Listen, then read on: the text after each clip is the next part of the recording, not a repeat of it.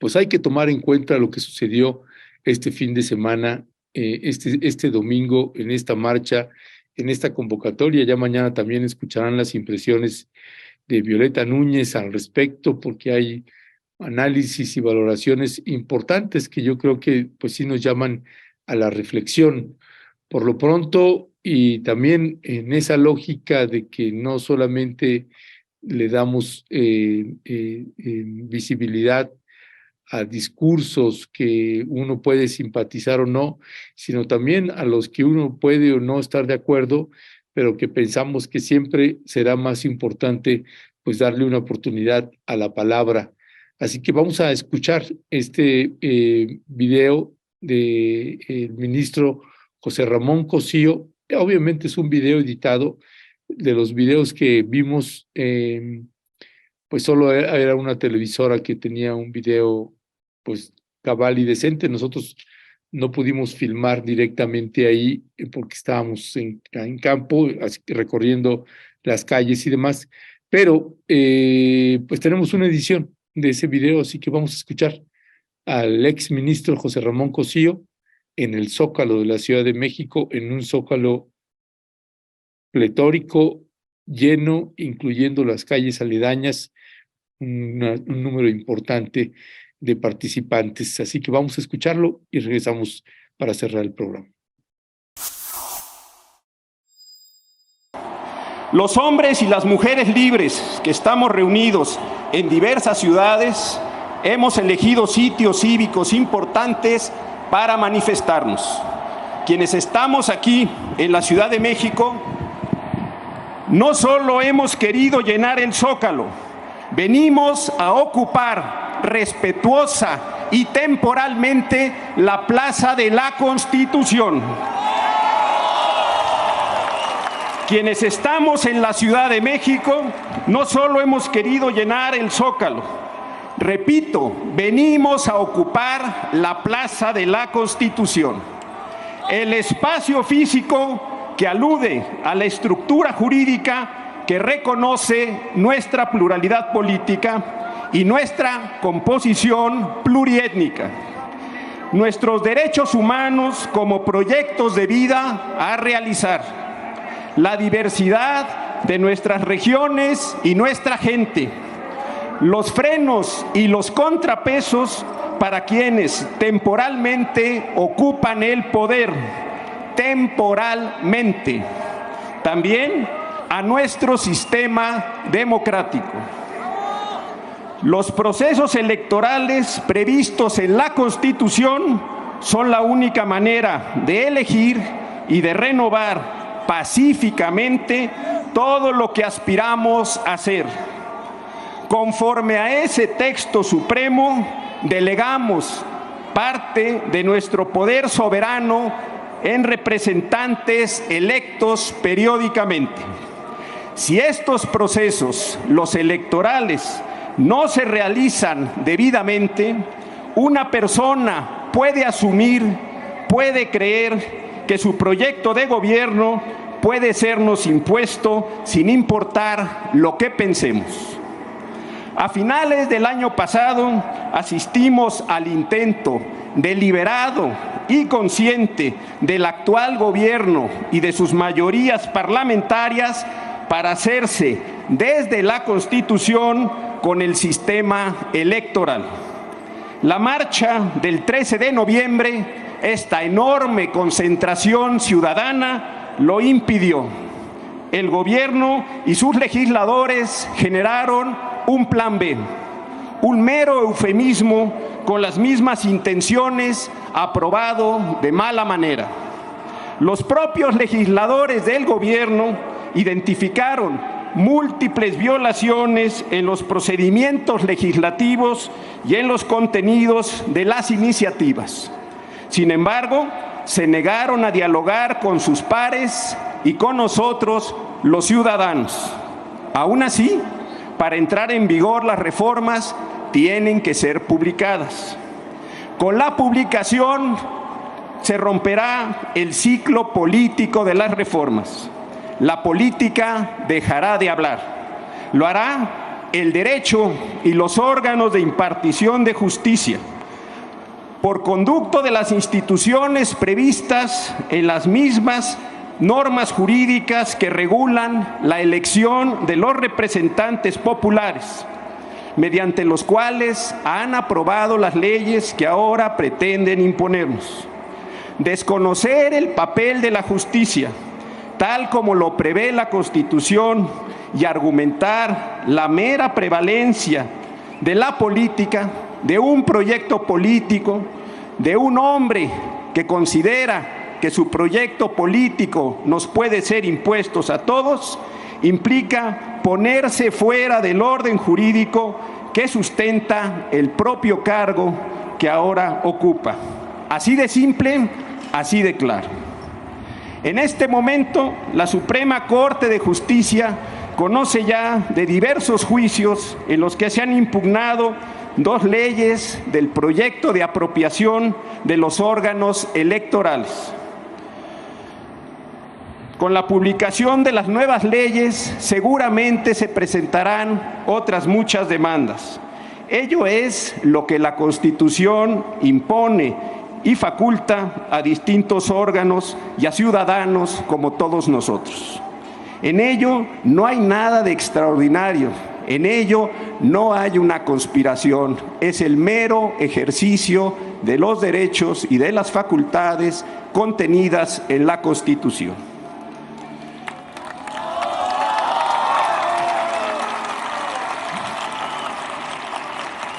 Seguramente es frente a esta posibilidad que desde hace días se han incrementado las críticas a la Suprema Corte de Justicia de la Nación.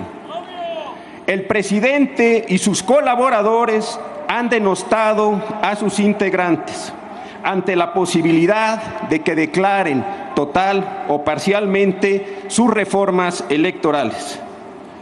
El presidente ha dicho que la corrupción de los ministros quedará evidenciada si invalidan sus reformas. Por el contrario, los ministros solo podrían ser considerados corruptos si desconocen lo dispuesto en los artículos constitucionales que detalladamente regulan los órganos y los procedimientos electorales.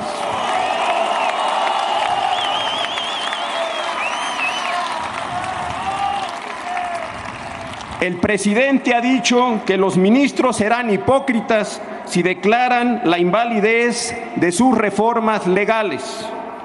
Los ministros serían hipócritas si ocultan sus argumentos, si se apartan de sus precedentes o si distorsionan las votaciones en las que participen.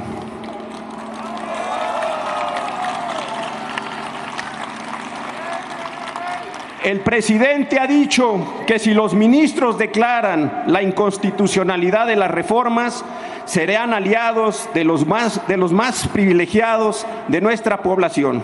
Y esto no es así. Los ministros podrían ser tenidos como defensores de los privilegios solo si debilitan a las instituciones electorales para que los poderes fácticos, la delincuencia organizada incluida, puedan determinar el rumbo de las elecciones y la conformación de nuestros representantes populares.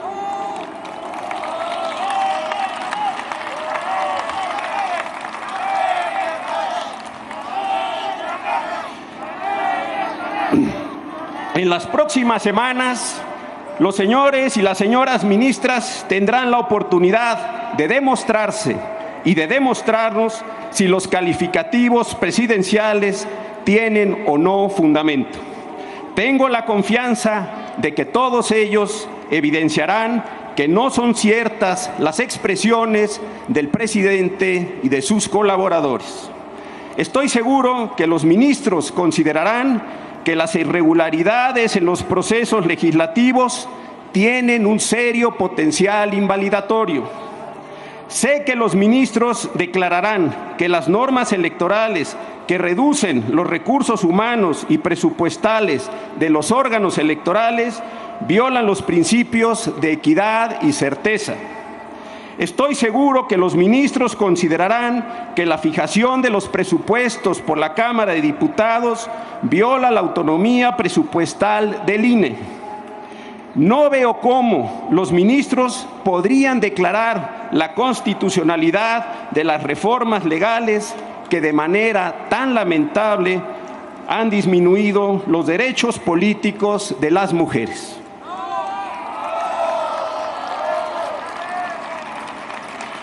Hasta ahora, los ministros solo han escuchado las palabras ofensivas del presidente y de sus seguidores. Quienes estamos aquí queremos hablarles con otro lenguaje, con el lenguaje de la confianza y el respeto que corresponde a los demócratas. Queremos decirles que sabemos de las dificultades que su trabajo implica, de las presiones a que están siendo sometidos por quienes quieren apropiarse del sistema electoral mexicano. Queremos decirles a los señores y a las señoras ministras, teniendo frente a nuestros ojos el edificio en el que laboran, que confiamos en ellos, en su talante democrático y en su capacidad de comprender la gravedad de las decisiones que tomarán para preservar la vida democrática del país.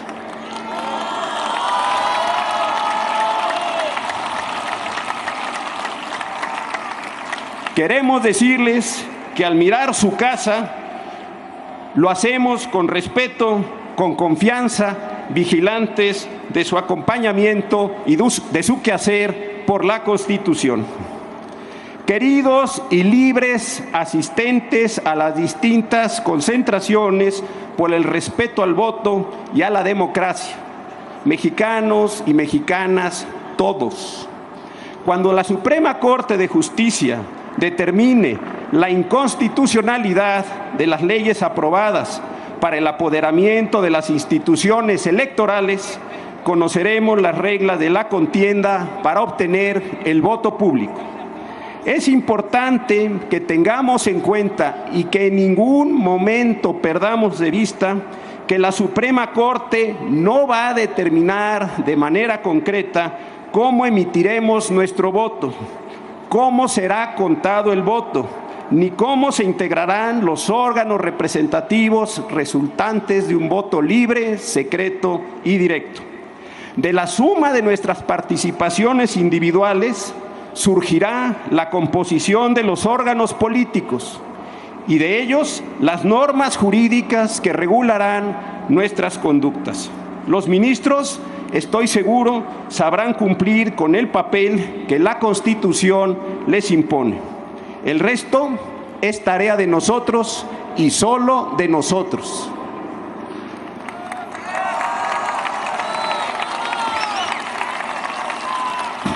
Antes de cerrar esta jornada histórica, debemos renovar nuestra conciencia para participar en los asuntos públicos del país.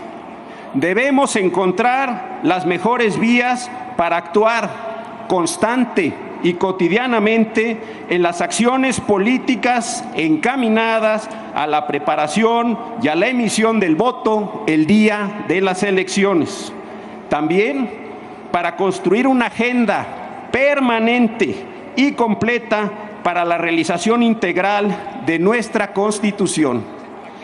En la Constitución están presentes los caminos para sacar adelante a los mexicanos que tan dolorosamente siguen rezagados, a las mujeres que no terminan por ocupar los espacios públicos que les corresponden,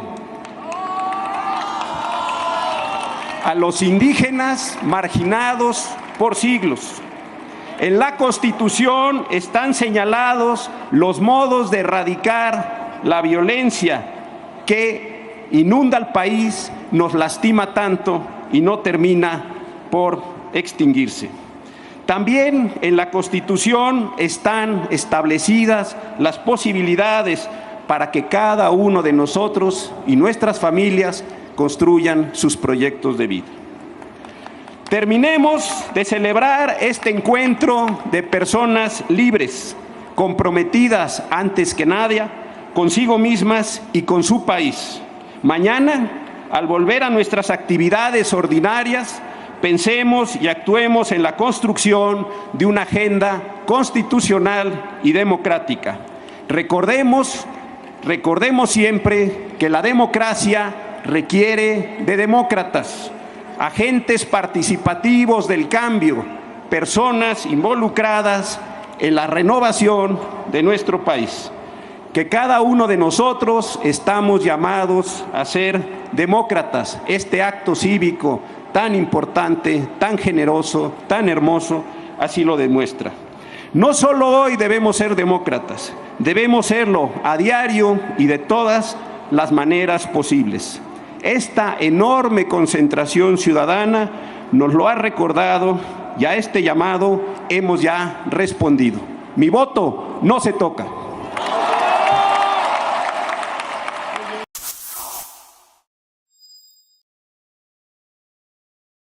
Pues bueno, nuestra invitación es, por ejemplo, hay muchos comentarios de la audiencia rechazando el discurso del exministro José Ramón Cosío. Y mire, no es sugerencia porque se desconectaron, no sé, unas 300 personas, algo así. Escúchelo. Es importante escuchar lo que dicen del otro lado. Es importante ver los ángulos o la estrategia o la mirada según la interpretación que usted le quiera dar. Yo en alguna ocasión le hice una entrevista un poco dura al exministro José Ramón Cosío y bueno, pues por lo menos aguantó la entrevista que le hicimos. Claro, siempre en tonos respetuosos, pero pues él llevó casos realmente muy dolorosos en nuestro país que siguen siendo pues una enorme espina clavada en el corazón de nuestro país, de nuestra patria, de nuestra tierra. Así que si usted no está de acuerdo con el discurso y lo comenta, así hágalo. Eso nos gusta. No estoy de acuerdo y si le dicen pues que si está mintiendo, que si no, que no están de acuerdo, eso es muy bueno que lo haga. Pero hay que escucharlos porque si no sabemos por dónde van, pues para nosotros es difícil, o para usted, dependiendo de donde usted esté parada o parado, pues uno tiene que saber por dónde vienen los del otro lado y hay que saber qué decisiones se tienen que tomar, cómo, cuándo, cómo, por qué, para qué. En fin, por eso consideramos que es importante escuchar un discurso como este, porque le guste o no le guste, pues fue una movilización bastante grande. Insisto, nuestro cálculo eran 200,000 personas. En este primer video que le pasamos al inicio del programa, que son testimonios de la gente que está marchando, pues se repite la misma historia de lo que nos sucedió cuando entrevistamos a mucha gente, también Violeta Núñez y yo, en la marcha del 13 de noviembre. Llama muchísimo la atención el increíble y el escandaloso desconocimiento que tiene la gente de por qué está ahí. Es decir, que si primero el INE no se toca y ahora mi voto no se toca, y así cerró el discurso el exministro José Ramón Cosío, que uno lamenta en esa parte, pues que mintiera él, porque cuando dice mi voto no se toca, eso sí, desde mi punto de vista, me parece una manipulación, porque no se está tocando el voto. Y eso está más que claro, lo hemos hablado ya, debatido y discutido en muchas mesas. Así que bueno, pues son un asunto de interpretaciones o de posicionamientos políticos. De algo que ya mañana les comentará Violeta, pero algo teníamos perfectamente claro. La marcha era como la del 13 de noviembre. Era una marcha desde nuestro punto de vista, no en defensa del INE, no en defensa del voto, no en defensa de Lorenzo Córdoba, no en defensa de Claudio X González o de Emilio Álvarez y Casa o cualquiera de esas pesadillas que luego uno pueda tener. No, era en contra del presidente Andrés Manuel López Obrador. Era una marcha anti-López Obradorista. Y ese es y sigue llamando muchísimo la atención el nivel de odio y de resentimiento que hay de un sector importante de la población y que finalmente hemos sido muy críticos también cuando vemos que hay cosas que consideramos que no van de esta administración y que pues el ejercicio de la autocrítica le caería de perlas a Morena y a varios sectores de la 4T que si de algo carecen es de autocrítica. Y hay que revisar también si no hay en varios de estos funcionarios o parafuncionarios, que algunos son intelectuales, pero que están muy cercanos, y que uno alcanza a percibir ya mucha soberbia. Y aguas, porque ahí está la derecha, tiene mucho dinero, tiene mucho poder y tiene prácticamente el 98% o el 99% de los medios de más alcance a nivel nacional o estatal, los medios corporativos, sea a través de televisión, radio, prensa escrita, siguen siendo ellos los predominantes. Así que bueno, pues a no confiarse porque ese dinosaurio neoliberal sigue ahí y está furioso y viene por todas las canicas y ojalá pues hagan a un lado la soberbia y se pongan a revisar también qué demonios está pasando ahí, por qué están convenciendo a varias personas. Y una observación muy particular y personal, hay que revisar otra vez cuál es la percepción hacia Morena, hacia la 4T en las universidades. Y no me refiero a las universidades privadas, me refiero a las universidades públicas. Ahí hay mucho que mirar y que observar. En lo personal, si algo no queremos, yo no quiero, es que regrese la derecha y que regresen esos niveles de corrupción que tanto daño y que nos han asolado, y particularmente a millones de familias, ya no son miles o cientos, sino millones de familias que han estado padeciendo los estragos de los niveles de corrupción e impunidad. Pobreza extrema, corrupción, abusos, homicidios, desapariciones, etcétera, etcétera, etcétera. En fin, es un desafío grande e importante y estas corrientes es un monstruo grande y sigue pisando muy fuerte.